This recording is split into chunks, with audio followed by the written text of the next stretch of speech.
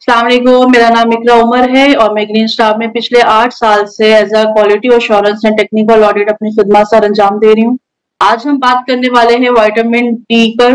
Vitamin D की कमी पाकिस्तान में खास तौर पर खवातीन में आम है।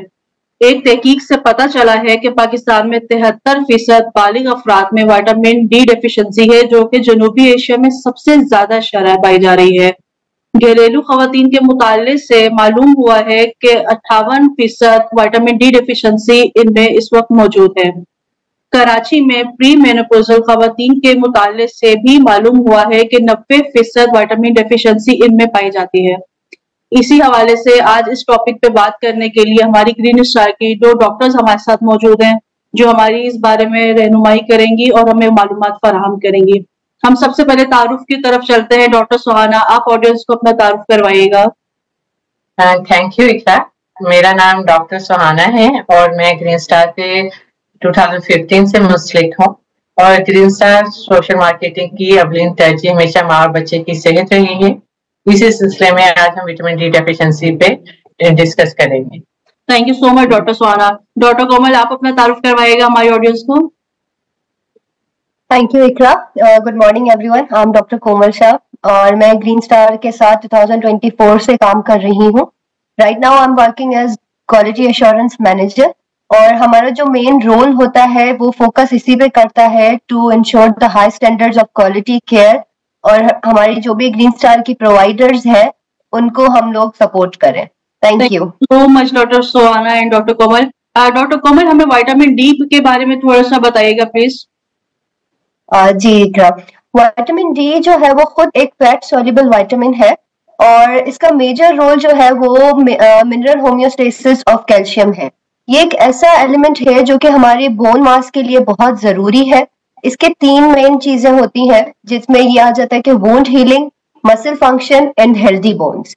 उसके अलावा अगर हम इसके फंक्शंस की बात करते हैं तो इसके मल्टीपल फंक्शंस हैं हमारी बॉडी में, जिसमें से आ जाता है सबसे पहले promoting healthy bones and teeth. तो ये इन दोनों चीजों में बहुत जरूरी है। दूसरा अगर हम बात करें तो ये हमारे इम्यून सिस्टम, ब्रेन और नर्वस सिस्टम, इन तीनों सिस्टम्स के लिए सपोर्ट में बहुत जरूरी है। इसके अलावा अगर हम बात करते हैं तो रेगुलेटिंग इंसुलिन लेवल्स और अगर कोई डायबिटिक पर्सन है तो उसके मैनेजमेंट में भी इसका बहुत बड़ा रोल है। दूसरा ये कि ये कार्डियोवास्कुलर फंक्शन या हमारे जो लंग फंक्शंस है उनमें भी विटामिन डी का सपोर्टिंग काफी रोल है। तो मेनली इसके यही फंक्शंस है। Thank you so much doctor Komal. Doctor Suhana, आप हमें इसके कुछ रिस्क फैक्टर्स के बारे में बताएंगे प्लीज। विटामिन डी का एक मेजर रोल हमारे इम्यूनिटी सिस्टम को हेल्दी रखने के लिए होता है। अब हम देखते हैं जैसे सीजन बदलता है तो बूढ़े और बच्चे फ्लू, कफ या गले खराबी का शिकार हो जाते हैं।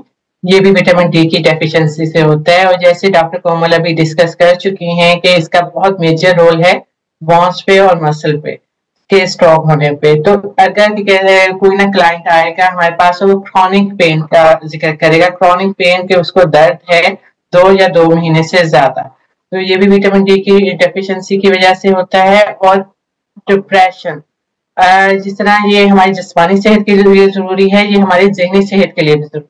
पेशेंट आके कंप्लेन करता है कि उसे बेचैनी है, घबराहट है और वो किसी न किसी डिप्रेशन में एक शिकार है, तो ये सब विटामिन डी डेफिशिएंसी की वजह से।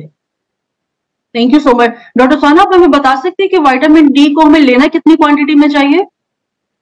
जी, विटामिन डी हमें 400 से 800 तक इंटरनेशनल यूनिट के हिसाब से लेना चाहिए, मगर डिपेंड्स ऑन उसके रिपोर्ट रिजल्ट क्या है, जिसके बाद कंसल्टेंट उसका मेडिसिन उसके मुताबिक देखते हुए चूज करता है।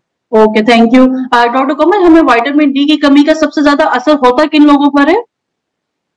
जी, विटामिन डी की कमी मोस्टली जो होती है वो एजेड लोगों में होती है या फिर बच्चों में होती है। इसके अलावा उन लोगों में होती है जो धूप में बहुत कम रहते हैं, उनमें पाई जाती है, या फिर ऐसा होता है कि विटामिन डी जो है एब्जॉर्ब ही नहीं हो उनमें। तो ये मोस्टली है। ऐसे लोग भी होते हैं जो या दूध बिल्कुल नहीं पीते, फिश कंज्यूम नहीं करते, तो उनमें भी काफी कमी देखी गई है। Okay, doctor Sona, pregnant and lactating womens को विटामिन डी की नीड क्यों होती है? Pregnant and breast feeding womens में विटामिन डी की नीड बहुत ज्यादा होती है क्योंकि ये हमारे इम्यून सिस्टम और बोन्स के लिए बहुत जरूरी है। और हमने देखा है कि काफी कॉम्प्लिकेशन भी इसकी कमी से आ जाती हैं कि प्रेग्नेंट वोमेन में अगर ये कमी हो तो उसके बच्चे में भी ये कमी आती है, तो लो बर्थ वेट और कोई ना कोई कॉम्प्लिकेशन होने का इसमें खतरा बढ़ जाता है। डॉक्टर कोमल, विटामिन डी की कमी से बोन्स पर क्या असर होता है? इसका मोस्टली जो है दो चीजें होती हैं। एक तो हम जिसे कहते हैं ऑस्टियोमलेशिया और दूसरा हम कहते हैं ऑस्टियोपोरोसिस। तो ये दो चीजें होती हैं। अगर हम आम लफ्जों में कहें तो ऑस्टियोमलेशिया हड्डी का नरम होना है और ऑस्टियोपोरोसिस है हड्डी का कमजोर हो जाना। तो ये मोस्टली पाया जाता है। डॉक्टर सुहाना, विटामिन डी को हम अपनी डाइट पे कैसे इंक्लूड कर सकते हैं?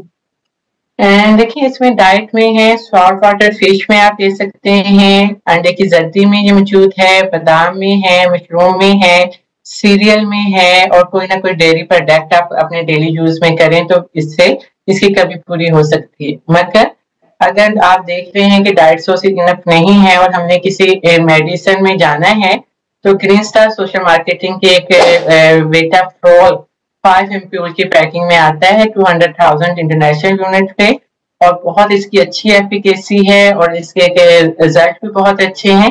तो बेस्ट ऑप्शन है जिसमें विटामिन डी की डेफिशिएंसी हो तो उसको हम रिकमेंड कर सकते हैं। Thank you so much doctor Suhana and doctor Komal, आप दोनों ने हमारी विटामिन डी डेफिशिएंसी पे इतनी अच्छी रहनुमाई हमें फराहम की और हमें मालूमात दी।